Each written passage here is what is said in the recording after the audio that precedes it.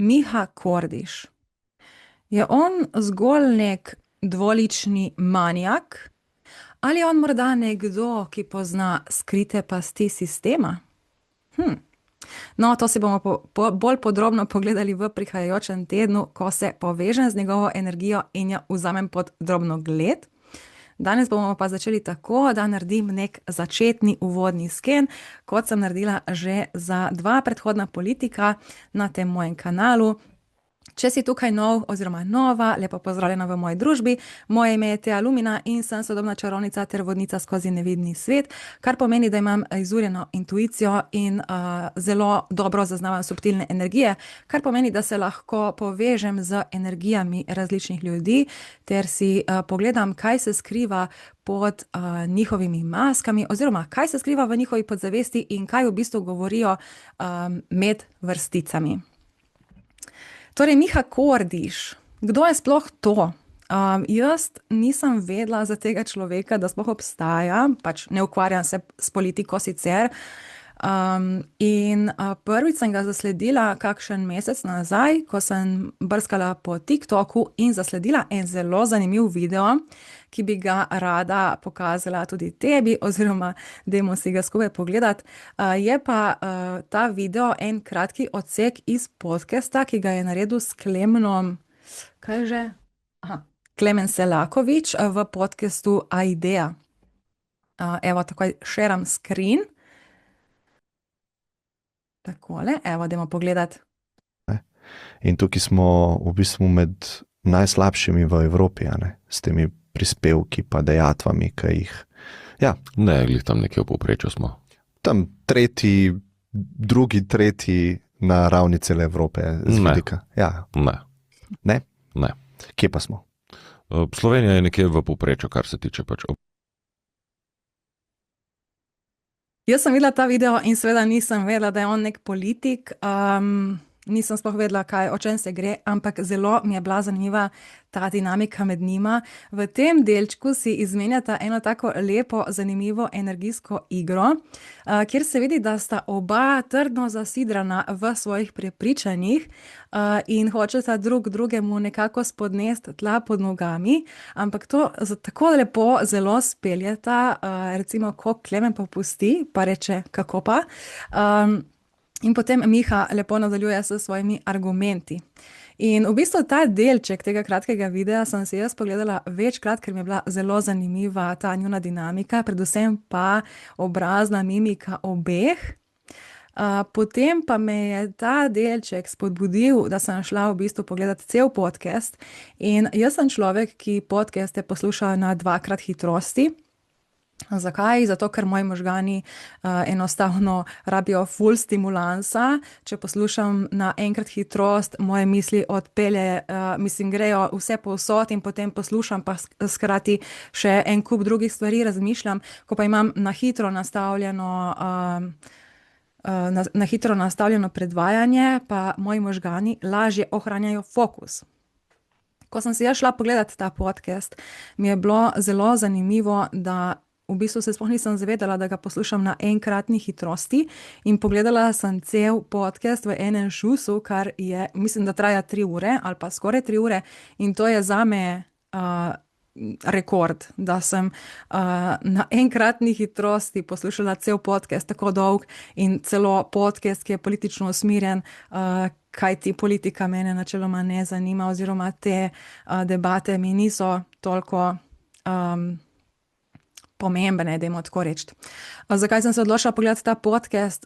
Miha me je tukaj na nek način prepričal, oziroma hotela sem izvedeti več o njemu, ker je deloval tako suvereno in prepričljivo vase. Pritegnil pa me je celo njegov glas, ker ima tak zelo globok glas.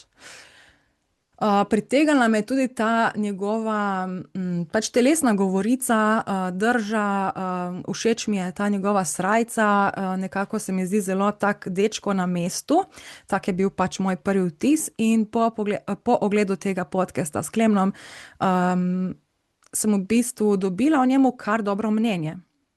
Zdaj, konkretno, kakšno je moje mnenje? Ne strinjam se z Miho v vseh pogledih. Se mi zdi, da je zelo tako pa ne bi ga zdaj neki ful tako, kako bi rekla, ne bi mu dala zdaj neke etikete, kakšen mi je, ker spet ne poznam toliko teh političnih procesov, ampak bolj mi je všeč to, ker zna tako lepo argumentirati svoje zadeve in trdno stoji v svojih prepričanjih. In je zelo tak nevsiljiv, oziroma ni tak, da bi zdaj on neki ful bil konflikten, ampak zgolj pač zna argumentirati na tak način, da ohrani svoje dostojanstvo. Tako sem jaz dobila vtis o njemu po tem podcastu. Ampak zdaj bi ti rada še enkrat pokazala ta video. Zakaj? Zato, da malček pogledamo tole njegovo govorico obraza. Ker je tako res zelo zanimiva. V bistvu oba, dajmo si pogledati oba, ker tudi Klemen, recimo, sicer njegovih podcastov načeloma ne gledam, so mi pa všeč te kratki izseki večinoma, ampak tudi Klemen kot oseba mi ima zelo prijetno energijo, zelo je tak, da zna, pač zna postavljati dobra vprašanja, lepo voditi pogovor, zna dregniti mogoče tudi tam, kamor ni treba, ampak to spelje na tak zelo profesionalen način, bi rekla. No, ampak dajmo zdaj torej pogledati tole. A ne? In Tukaj mi je všeč, kako Klemen ima tak oster pogled, kot orel, oziroma kot sokol. On je tle zdaj kot sokol, gleda Miho in zdaj ga bom pa jaz soočil z resnico. smo v bistvu med najslabšimi v Evropi, a ne? S tem. In tako pogleda malo dol, kot da malček sprosti energijo, potem pa ga spet tako pogleda s takim ostrim pogledom. Prav mu grejo tako žarki iz oči. Prispevki pa dejatvami, ki jih, ja, Ne, On je tle, Miha je tle tako naredil in ja, reče Klemen, ne. In zdaj, če pogledamo obrazno mimiko Kordiša, ne, ima tako obrvi tako stisnjene, gleda v stran kot ne me soočiti, prosim, ne. glih tam nekje v povprečju smo. tam In potem tle se dela Klemen norca iz njega, tam nekje tretji, drugi. tretji na ravni cele Evrope z Ne. vidika. Ja, Tle se je pol Miha že sestavil nazaj in ono ne. In Klemen, ja. In on, ne. Ne, ne? ne. In tle mi je všeč, ne. In potem v bistvu... Kje pa smo? Pa mu reče, kje pa smo? In mu gre tako na smeh, ne. Kot v smislu, no, kje pa smo? Pol pa povej, ne. Kje pa smo? Ajde, da vidimo, kje pa smo. In potem... Slovenija je nekje v povprečju, kar se tiče pač obdavčitev. Imamo mogoče malo nadpovprečno obdavčeno. No, tle pa potem, recimo, Miha se zelo lepo spelje ven, je malček čutiti to neko negotovost, ampak je glih ta stabilnost, ne, v njemu, ta prepričanost v svoj prav. Recimo, če pogledamo dlani, jaz sem hotela poiskati to v podcastu, da se vidi lepo cela slika in da lahko damo tudi na počasni posnetek, ampak nisem imela časa zdaj iskati, kje točno je ta trenutek. Zdaj, če pogledamo njegove dlani, ima tako lepo prekrižane prste, oziroma tako lepo dlani drži skupaj v nekem takem mehkem objemu, dajmo tako reči, kar tudi nakazuje na to njegovo sproščenost in v bistvu željo po tem, da se najde neka rešitev, ne, da se v bistvu najde resnica, no, dajmo tako reči. Okej. Tako da mene je tle Miha res prepričal in sem v bistvu ga pol že takrat malček dala bolj v svoj radar. In v bistvu po tem podcastu, ko sem ga imela v svojem radarju, sem mi pa začel prikazovati tudi na Facebooku, se pravi, njegove objave so kar začele skakati ven. Bolj mi je zanimivo, ker ima Miha vedno oblečeno tole srajco, taka črna s temi gumbki. Če lahko pokažem še to, da če slučajno niste si zapomnili. Torej, to je ta Okay. To je ta njegova srajca, ki jo vedno nosi, ne, in je lepa. Pač všeč mi je, ker ima take srebrne gumbke in tle ta ovratnik je tudi pripet in ima tle tak lepo diamantno obliko. Mi pa je bilo zelo zanimivo potem, ker sem ugotovila, da on je celo dejansko v Državnem zboru, sicer to je povedal tudi v podcastu, ampak pač sem potem šele videla določene videe iz Državnega zbora, ko je imel kakšen svoj govor. In mi je zanimivo, ker ima vedno to srajco. In zdaj to je tako, ne. Po eni strani se mi to zdi tako dobiš občutek, pa dobro, a ima ta človek res samo eno srajco v svoji omari, ki jo vedno nosi? Po drugi strani pa mi je to všeč. Zakaj? Ker živimo v dobi, ko ljudje dajejo ful na te obleke in vse se dela poceni, kupuje se poceni robo, polno plastike in obleke so velik problem za svet, ker se to samo meče proč, zato ker so obleke dobesedno hitro se znucajo in jih ne moreš potem dati več naprej in gre vse to na odpad in to je ta mikroplastika, skratka. Tekstilna industrija je velik problem za naš planet. In recimo to, da ima on vedno isto srajco, mi je na nek način taka lepo sporočilo v ozadju, kot v smislu kupi si kvalitetno obleko, pa imaš lahko samo 3, ampak da res to nosiš in hkrati, kadar nosiš tako vedno eno in isto obleko oziroma kadar imaš nek svoj imidž, ki ga furaš, s tem v bistvu ustvariš neko svojo identiteto, to je rata kot neka tvoja osebna uniforma. Obleke tudi nosijo svojo energijo in kadar ti nosiš neko določeno obleko, to rečemo, ne, obleka naredi človeka, kadar se ti oblečeš bolj v neko, pač kadar imaš neko to svojo uniformo, dajmo reči, takrat tudi padeš v to svojo energijo in kadar imaš to svojo uniformo dobro zastavljeno, da paše na tvojo energijo, takrat ti je lažje v bistvu stopiti v svojo avtentičnost. Tako da v splošnem meni je to zelo všeč, da ima on to neko svojo srajco, ki jo fura kot nek svoj imidž. Zdaj, zakaj sem rekla dvolični manijak? Pač zato, da Facebook malo razdražimo, ne, Facebook ima rad take predrzne huke na začetku, tako da Miha, če to gledaš, sorry, to je bil samo provokacijski huk, okej. Ampak predvsem, odkot mi je padla ta ideja za dvolični manijak, ker Miha je dosti aktiven tako na svojih socialnih omrežjih, večkrat posname tudi kakšen tak sproščen video, ampak v teh sproščenih videih pa je čisto drugačen, ne, je oblečen v bolj take sproščene obleke, prav nič politične. In v bistvu to je spet tak dvorezni meč, ne. Po eni strani dobiš tak nek občutek, ali je on sploh profesionalen, ne, da se pa potem tako pač se obleče v to srajco in je ful tako, ne. Pol pa vidiš v drugem videu oblečen v nek t-shirt, pa neke take kratke hlače, pa neke take smešne videe dela. Ne vem, videla sem enega, ko je imel tako nek vlakec, ki je bil tak, pač ni glih bil političen. Ampak to je po drugi strani ful dobro, zato ker pač mi vsi vemo, da politiki nosijo maske, logično. Biti politik je uniforma, oziroma je poklic, ne. In logično politik, tako kot je v parlamentu, on ni tak tudi v svojem privat življenju. Politika je njegova služba in v politiki se obnaša drugače, kot se obnaša doma, med prijatelji, z družino in tako naprej. In recimo to, da on pokaže ta svojo drugo plat, to bolj sproščeno plat, je ena taka lepa perspektiva, da tudi pač mi ljudje dobimo občutek, okej, politiki so na koncu koncev ljudje, ne.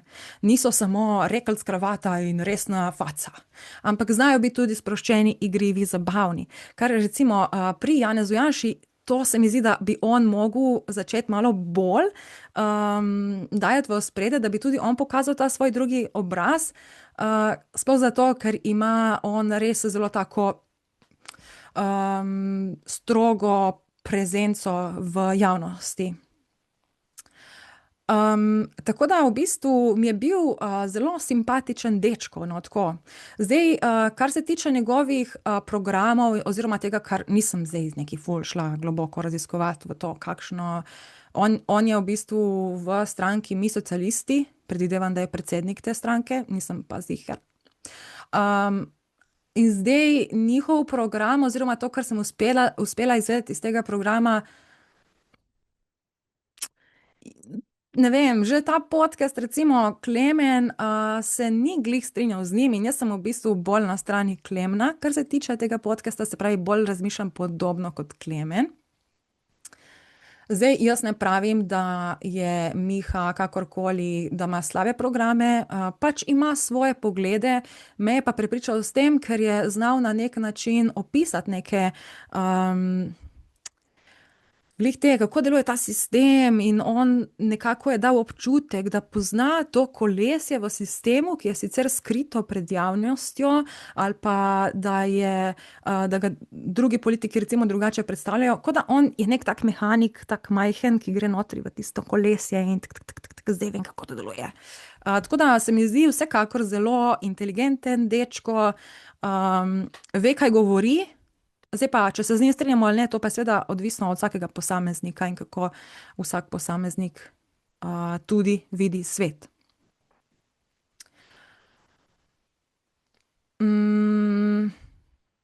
Tako da ja, to je neko moje splošno mnenje. Nisem niti za, niti proti, mi pa je vsekakor, se mi zdi tak zelo, v enem od mojih prejšnjih videov sem ga opisala kot vzhajajoča zvezda, ker pač predtem jaz nikoli ga nisem zasledila, opazila, zdaj pa se kar pojavlja, pa nekako se mi zdi, da ful je uspešen v tem, kar si on zadal, da mu kar gre dobro. Ok, dajmo zdaj poskenirati njegovo energijo. Jaz sem že malček tako kukala v ta njegov svet in recimo njegov svet je zelo globok, tako zelo globok. Dejansko sem pristala nekje v morju in je taka, pač to se itak vidi tudi po glasu, ker ima res tak nizek glas. In itak naša energija odseva v tem, kako mi govorimo, kakšno imamo obliko obraza, lase, obleke, vse to pač odraža naša energija, ne. In v bistvu ta globina v njegovem svetu se odraža tudi na njegovem glasu. Zdaj, prišla sem torej v neko tako morje, kot da bi bila v nekem oceanu, ampak to je globoko, globoko, in ko greš dol v to globino, je ta globina tako tiha, da prav boli. Prav čutiš isto. Nimam tako globokega glasa, ampak pravno. Recimo, kadar gledamo kakšne filme, ko je tako kakšen tak scary trenutek, ko dajo ful neko tako nizki ton, ki ga sploh v bistvu ne slišiš, samo čutiš neko vibracijo. No, tako je tam dol v njegovem svetu, je kar tako malček scary. In zdaj, kadar imajo ljudje globoki svet, oziroma kadar imajo take globine, pomeni, da skrivajo spodaj nekaj zelo dobrega, ampak to je nekaj, kar ne more doseči vsak, ne, se pravi, ne more vsak priti nekako globoko v njegov svet, torej on ima zelo počasen proces, da prideš res nekako v njegovo globino, da se ti res popolnoma odpre, in ponavadi v globinah je nekaj strašnega, ne, tam skrivamo svojo temno plat in bolj kot imaš globok svet, bolj imaš temno plat, ki je strašljiva. Kaj to pomeni? To pomeni, recimo, če si predstavljamo, seveda to so moje interpretacije, ok? To se ne sme imati resno. Ali zdaj sem dobila, preden sem začela ta podcast snemati, mi je napisal, a si ti v redu? A ti misliš resno? In sem mu napisala, smrtno resno mislim. Seveda v sarkazmu, sem mu dala vedeti, da je to sarkazem. Pač to je moje delo in to je vse interpretacija. Interpretacija je subjektivna, ne?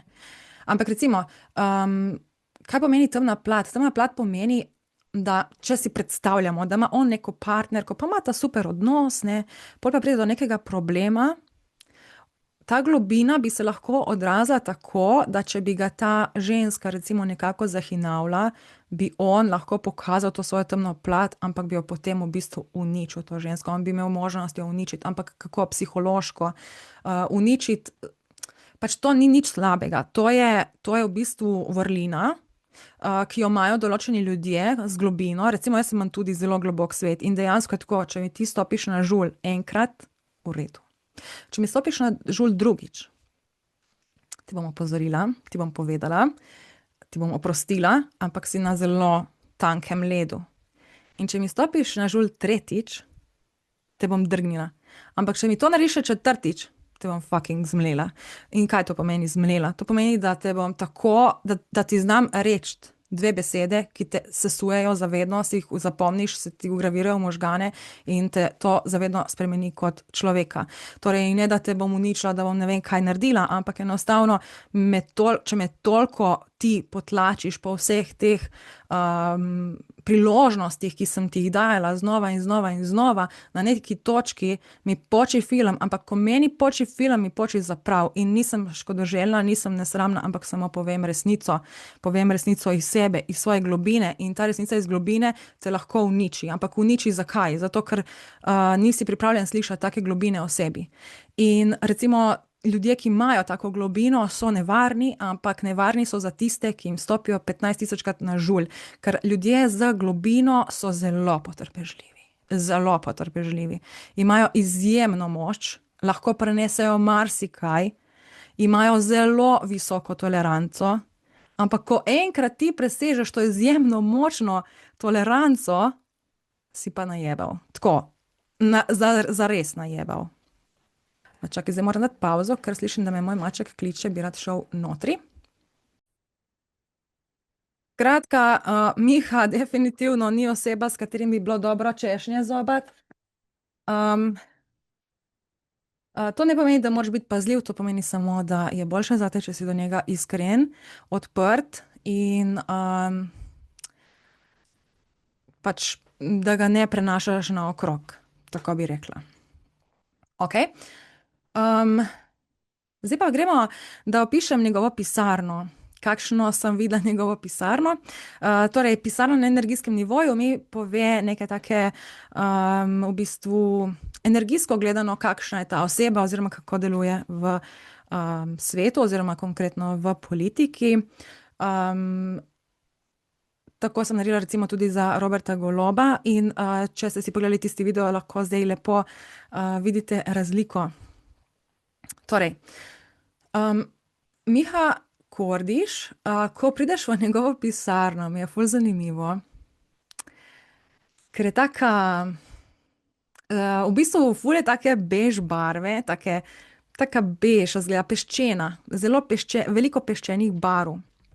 Zdaj, na levi steni ima eno tako manjšo omaro oziroma polico, ki je v bistvu taka kvadratna in ima tako ima pač nakrižje znotraj, ne, in notri ima nekaj knjig. To me je malo presenetilo, da ima on toliko malo knjig v svojem svetu. Recimo, Robert Golob ima eno tako visoko omaro s policami, kjer ima knjige, Janez Janša pa ima tako celo steno polno knjig.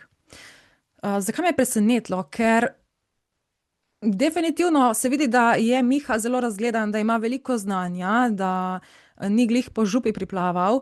Tako da, zakaj ima toliko malo knjig v svoji pisarni? Ne vem, ampak morda bi rekla, da on ima zelo selektivno znanje. Se pravi, verjamem, da je on prebral veliko knjig, verjamem, da je pridobival veliko znanja, ampak mogoče je on tak kot jaz, ne, ker jaz tudi jaz sem knjižni molj, jaz sem nekdo, ki rad črpa, srka znanje, ampak jaz nekaj preberem, recimo preberem neko knjigo, ki opisuje neko, oziroma dajmo reči, preberem nek učbenik. Preberem nek učbenik in od tam vzamem samo mogoče od celega učbenika samo eno informacijo, ki mi je paše, ne. Oziroma, ki mi da neko znanje in vse drugo pač shranim nekje tam v ozadju mojih možganov, če mi kdaj slučajno kaj rabi, da nekako kaj povežem, ampak to je to. Tako da bi rekla, da on je razgledan, da si je veliko prebral, ampak pol pa si vzame tisto, kar on misli, da je res konkretno znanje in to hrani v tej svoji energijski pisarni kot neko zbirko knjig. Zdaj, to je lahko dobro, lahko je slabo, ne, pri njemu je vse skupaj nek dvorezni meč, zato rečem, ne, zato so nekaj, da je dvolični manijak. Pa seveda to je ljubkovalno mišljeno. V bistvu ta manijak je glih tone. Če mu stopiš tako res na tisti žulj, kamor ni treba, kamor boljše, da ne bi, ne, se morda lahko spremeni v tega manijaka, ne, in te prestraši svojih globen. Okay. Les je tak svetu, mislim, da je javor svetu. Ima pa na stenah ima tudi, ful mi je to zanimivo, ima tapete, tudi takih peščenih barv, ampak nekako zgleda take že znutene, ne. Bi bil cajt, da on to malo postrga dol, pa si mogoče prebarva kakšno steno, na primer v oranžno, že če je njegova stranka Mi socialisti oranžna. Potem seveda nasproti vrat ima tako mizo. Njegova miza mi je zelo všeč, mi je zelo zanimiva. Mi ni všeč, za politika mi glih ni, no. Ampak je taka, rekla bi taka jugoslovanska, šolska. Ni glih ona šolska, kot jo imajo v osnovnih šolah, ko so bile tiste s tistimi kovinskimi nogami, ampak je bolj taka miza s tistim predalom spodaj in tako noge, se pravi zelo transparentna, torej ko on sedi recimo za svojim stolom, lahko vidiš njegove noge in vse to, kar kaže na to transparentnost. Se pravi, da ne skriva oziroma rad pokaže tudi neke svoje procese iz ozadja.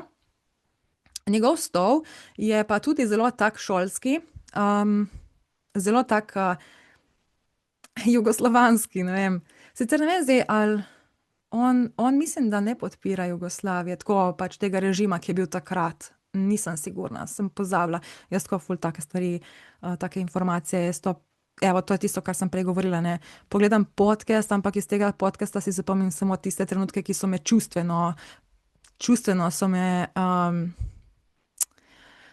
so meni prebudili nek čustven odziv. Vse ostale informacije pa tam nekje pač dam v koš, v nek arhiv, v bistvu. Zdaj pod mizo ima nek tepih, tak kot je, tak tepih, bosanski je tak, bosanski, take kot delajo v Bosni, ki so res oni kvalitetni, pa imajo tiste vse neke pisane vzorce, take ornamente. Je pa bolj tak tudi rdeč, pa malo peščen, po tleh pa ima parket tako na ta ribjo kost zložen. Lahko bi ga malo polakiral, pa malček prepleskal, ne, ker se vidi tako, kje je največ se hodi. Za stolom ima okno, skozi okno pa je videti v bistvu bloke. In to tiste socialistične bloke. Tako da njegova pisarna je zelo taka socialistična, minimalistična, oziroma ne minimalistična, ampak bolj skromna, zelo skromna. Ampak to se tudi odraža za njegovo politiko, ne. On se ful zavzema za narod, pa da bi v bistvu narod lepo živel. Torej, njemu je pomembno, da ljudje niso revni, torej, da se nekako zmanjša ta revščina, da imajo vsi bolj dostojno življenje, da je vse nekako bolj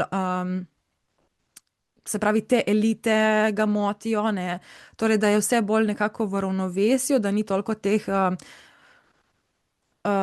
premožnih razredov, ali kako se temu reče, no.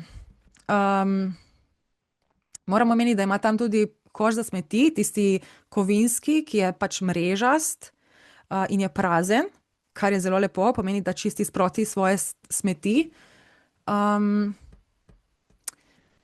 Pač ja, zelo taka socialistična, skromna pisarna. Zdaj, desno od okna ima neko sliko in gor je v bistvu nek tak, kot da bi bil nek general. Aha, tega pa zadnjič nisem videla. General ima neko tako modro žametno uniformo in kot nekakšno tudi modro tako čepico, ampak ima nek tak tudi ful rdeč detajl, se pravi modra in rdeča, ima pa take brke, tako mu grejo nadol brki. In ima tisto eno očalo, kako se ono stekelce, ne vem, ki so ga nosili. Zdaj, kdo je ta general, ne vem, morda je to kakšen njegov vzornik, morda je to kakšna ne vem, nekako pač ne vem, zakaj mi prihaja Napoleon. Lahko da je to tudi, ne vem, da je on kdaj bral kakšen roman, pa da je to iz kakšnega romana. Vidim, kako je izgledal Napoleon. Aha, ne. Nima take kape kot Napoleon. Čakaj, kdo bi še lahko bil? Aha, čakaj, sem neki. Preden povem, koga bom najprej pogledala. Čakaj. Aha, Rudolf Meister. Zdaj, pač jaz ne vem, sem pozabila, kdo je ta Rudolf Meister in kakšno ima vlogo. Se opravičujem, pač jaz take stvari res pozabim. Enostavno to ne, jaz držim bolj drugačne informacije. Ampak recimo Rudolf Meister, evo, take brke ima tale gospod na sliki. Kaj pa je to? Zdaj pa moram pogledati, mislim, jaz ne pravim, da je Rudolf Meister na tej njegovi sliki, ker lahko, da je ta Rudolf Meister kar nek drug, ima čisto drugo ideologijo življenja in zdaj sem kaj narobe rekla. Ampak pač take brke, kot jih ima Rudolf Meister, general. Vidiš, general je, ne? In boj, za slovensko severno mejo. Oh my god. Teja. Lej, jaz sem bila v osnovni šoli ful piflarka, ne? In veste, kaj pomeni biti piflarka? Da se naučiš in pol pozabiš, ko je testa mimo. Tako da, čakaj, da ti pokažem to. Evo, Rudolf Meister. A sem dala pravi ekran? Sem. Take brke in tako čepico, direkt. Sem in pa imel modre, ima ta gospod na sliki modre obleke in rdečo čepico. Tle pa ni nobene take slike. Zelo zanimivo. To bi bilo zanimivo slišati od Mihe Kordiša, kakšno vlogo ima v njegovem življenju Rudolf Meister. Bi bilo zanimivo, da bi rekel, ja, on je moj vzornik. V glavnem, zdaj gremo na tisti bolj zanimivi del njegove pisarne. Namreč na desni strani, na desni steni, je nekakšna taka črna zavesa, ampak ni zavesa kot zavesa, ki jo lahko odgrneš, ampak je bolj v bistvu energijska zavesa oziroma kot neka energijska tančica, ma niti ne tančica, ker je kar konkretna črna energija. In kaj je ta zavesa? Zdaj, to je podobno kot v kakšnih igricah, tisti, ki ste kdaj igrali kakšne videoigrice, ko imaš v bistvu neko pokrajino in dokler ti ne narediš nekega livela, se ti pač tam ne odpre in imaš tak energijski zid, se pravi, tvoj avatar ne more mimo. In ko ti narediš ta livel, se ti to odpre in greš lahko čez. In tako ima tudi Miha, se pravi, tle ima eno tako črno zaveso, ki je tako prav nekaj se skriva v ozadju, ampak ne moreš tja. Ne morem iti not. Če grem v to črnino, se nekje zgubim v nekem svetu, neskončnem, temnem in enostavno me ne spusti not. Kaj to pomeni?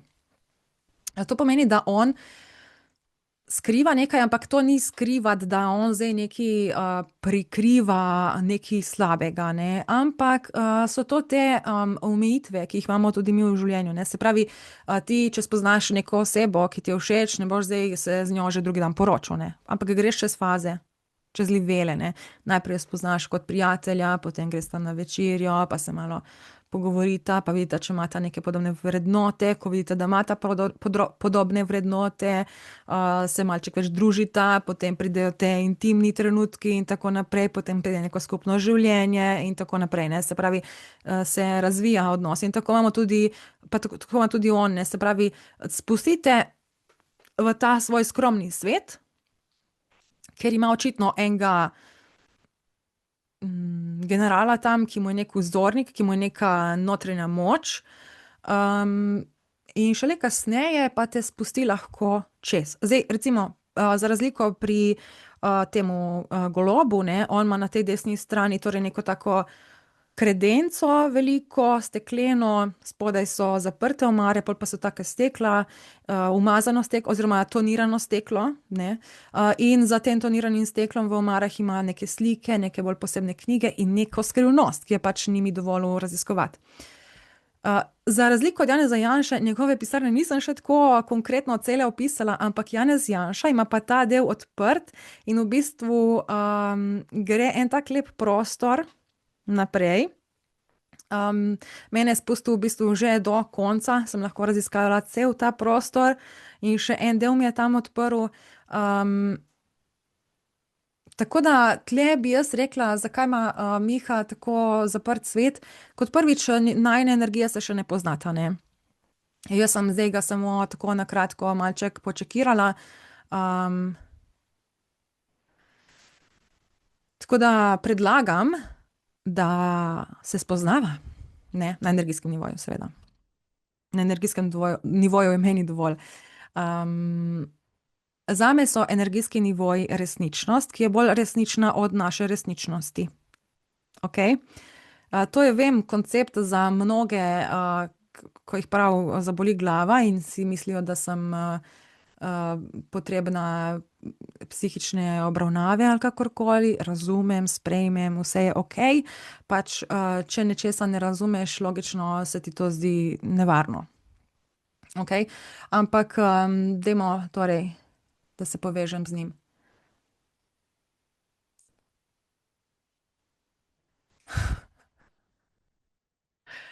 Tako zelo zanimivo.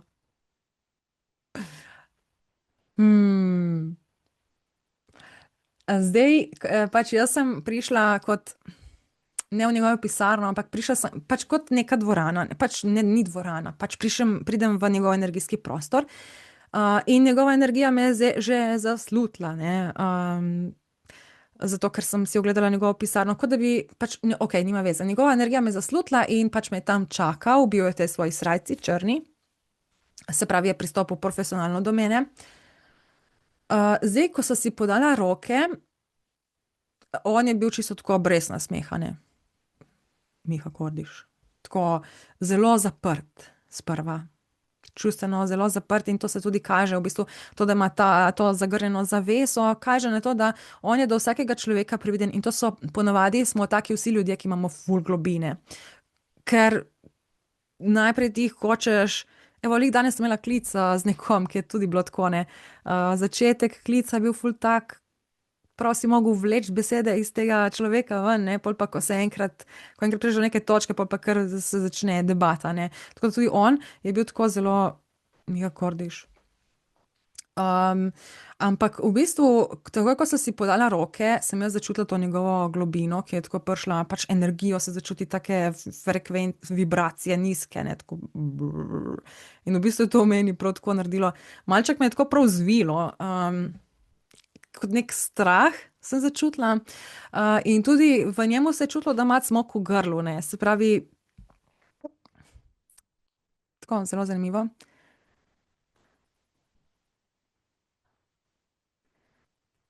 Pač tako ful je zanimiva ta energija, dinamika med nama, ki je pač nekako zamrznjena.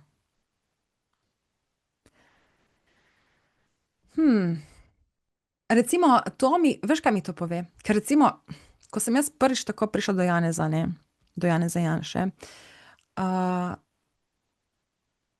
sem tudi, on ima tudi tako energijo globoko, ne, samo on v globine te kar hitro potegne, če si pač ti nekdo, ki hočeš iti v globine, on te kar potegne, njemu ni problema pokazati tega svojega temnega obraza, ne. Pač on ti reče, ja, pridi, gremo globoko notri v moj svet in zdaj, če pa se tle, če ga zajebeš, ne, te pač tam zaklene, pa si tam, ne. Energijsko gledano, seveda, pač gre za isto dinamiko. Pa saj ne vem, jaz bi to po eni strani ful rada razložila, samo po drugi se mi ne da tega razlagati, ampak po tretji strani pol imam tiste ljudi, ki ne razumejo in me napadajo z glupostmi, in nočem, da ljudje si to nekako zdaj slabo interpretirajo, ampak kaj naj zdaj jaz naredim, ne, pač glej, če ne razumeš teh stvari, prosim, ne jih gledati, ker brez veze, ker ti bo scvrlo možgane, tako dajmo reči. Za tvojo varnost te prosim, da zapustiš ta posnetek. Če teh stvari ne razumeš, če se ti zdijo preveč izven tega sveta, ker je škoda tvojih možganskih celic, ok? Cool. No, ampak recimo Miha, torej, ko sem se z Janezom tako dobila in ko sem začutila to njegovo energijo, isto tako pač, ker ima tako ful močno energijo, Janez, ne, tako, ker te strese malo. Ampak on je zelo stabilen in tako, on je zelo tudi tako pač vsiljiv v smislu, on se zaveda svoje moči, on se zaveda svojih globin in ni ga strah tega pokazati. Se pravi, njega ni strah, da če boš ti pred njim trepetal, da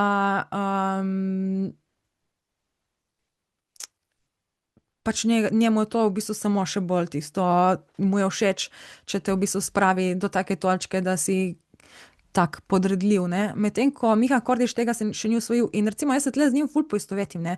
To je to, kadar imaš strah pokazati to svojo moč, to svojo globino, ker večina ljudi se tega ustraši, ne, in te potem obtožuje, ti si hudič, ti si, ne vem kaj, satanova hčerka in ne vem kaj, ne. Pa tudi pri meni je tako, jaz sem drugače ful majhna, mislim, sem bolj nižje postave, taka bolj suha, pa taka zgledam bolj, ne, taka punčka, dajmo reči. Sploh preko sem imela dolge blond lase, sem bila ena taka punčka z pridna punčka, ne. Identiteta pridne punčke, to imam jaz, to masko, ki jo pač nosim in se borim z njo.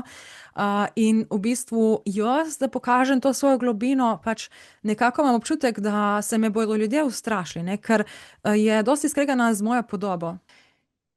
In v bistvu, če bi jaz tako pokazala to svojo energijo na tak način, to svojo globino, bi dosti ljudi se počutilo ob meni neprijetno in pol je tudi meni načeloma neprijetno, ker nočem ljudi spravljati v neprijeten položaj, ne. In zato dostikrat v bistvu zaprem tudi jaz ta svoj svet in pokažem samo delček, zato ker to vem, da je za ljudi bolj obvladljivo. In podobno vidim zdaj pri Mihi Kordišu, s tem, da on bi komot lahko v bistvu pokazal to svojo moč, sam ima še notri nekega skritega majhnega fantka, ki se tega boji, ne. To je ta notranji otrok, ki je vedno prav, da je živ, recimo pri Robertu Golobu se čuti ta otroška energija, ampak Robert Golob ima dosti švoh energijo, ne, in njemu je to nekako potem pač mu je to lažje obvladovati, te dve energije, recimo Miha Kordiš pa ima tako. On ima dosti podobno energijo kot Janez Janša, ampak mu manjka še kilometrine in mu manjka še tako orenk, velik napad negativne energije, da ga to malo ojača. Zato, ker napad negativne energije ti pomaga v bistvu spustiti to svojo nežno masko, te spremeni, ne. Zdaj ne vem, koliko je on doživel hejta v svojem življenju, glede na to, da je politik, nekega je že, ampak glede na to, da je politik in če hoče biti dober politik, ga bi mogel še malo, ne. Ker ko doživiš ti toliko tega napada in tako javne kritike in obsodbe, to te ful spremeni in ti pomaga v bistvu, da nisi več dobrohotnik, ampak pač postaneš bolj zajeban in bolj odločen in bolj suveren. Pač podobno kot Janez Janša, ne. Sem pri Janezu Janši bi rekla, da je on doživel malček prezgodaj preveč, ne. In to mu je pač prineslo to, da je pol malček preveč šel na to temno stran. In zato pač daje tak občutek, čeprav v bistvu ima to svojo svetlo plat. Tako, da si lažje predstavljate. Tako da Miha ima potencial, če bo on vztrajal v politični karieri, in če bo postal malček bolj predrzen oziroma malček bolj provokativen, malček bolj pogumen in da doživi kdaj kakšen tak orenk pretres pa napad te negativne energije, takrat bo to njega razjezilo in takrat bo on si upal pokazati več te svoje globine in ta globina bo določene ljudi ful pritegnila in bodo samo rekli še wow, ne, ta človek pa res ima nekaj, ne. Ampak veliko ljudi bo se pa ustrašilo in ga bodo pač obtoževali, ti si hudičev sin, ti boš uničil Slovenijo, ne, pač tipično. Ampak v bistvu to je zelo normalno, ne, kadar gremo mi ven iz cone udobja, mislim, če imaš ti preveč ljudi, ki te podpirajo in premalo sovražnikov, delaš nekaj ful narobe. to ni v redu, to ni normalno. Pač normalno je glih to, da imaš ti podpornikov veliko in sovražnikov. Ok, Miha Kordiš, če naredimo nek tak zaključek, nek uvodni zaključek, definitivno je to dečko z velikim potencialom. Zdaj ne vem, koliko ima let. Čakaj, samo še to pogledam, če piše. Se mi je zdelo, da je on neke moje starosti, neka moja generacija. 89, jaz sem 91-letnik, se pravi 2 leti razlike. 36 let, kaj smo že. Meni je kar groza, da bom imela letos 35 let. Julija. Zanimivo. Ja, no. Glede na to, da je toliko star kot jaz si mislim, da sva po mojem tam, no, oba, čakaj, 6. marec sem vedela, to mislim, da je riba. Prav sem hotela reči, če je riba. Čakaj, ne vem. 6. marec horoskop. Ali je to? Ne, to je. Ja, to mislim, da je riba. Ne vem, te horoskope, to ni tako. Nisem preveč za te astrologije. Ja, riba je. Hotela sem reči, da se mi zdi, da je riba, zato ima tak globok svet. Jaz sem pa v luni riba in imam tudi v svoji astrološki karti precej rib, pa vodnih znamenj na splošno, jaz sem drugače rak po horoskopu. Ja. Dobro, midva sva si tako zelo podobna, zelo zanimivo. Oba močno energijo, ampak oba se šparava, ne. Nisva še dovolj časa na tem planetu, da bi doživeli dovolj, kar je pač, to je itak proces, ne. Zdaj, kot sem rekla, evo, Janez Janša je doživel tak hud napad, lih pri 35 letih, ne. Se pravi, 88, tam med temi leti, on je imel takrat pač lih nekih 35 let. Teja, dejmo, 58, 30 let, še mlajši je bil. Alora. No, on je v teh letih doživel ful, pač on je tudi ful naredil velik korak, ne, pri osamosvojitvi Slovenije je bil res nekako ful v ospredju in takrat je doživel logično ful podpore, ampak tudi ful, predvsem sistem ga je ful tako zjebal. In v bistvu je šel malček prezgodaj, je on šel v to temno plat, ne.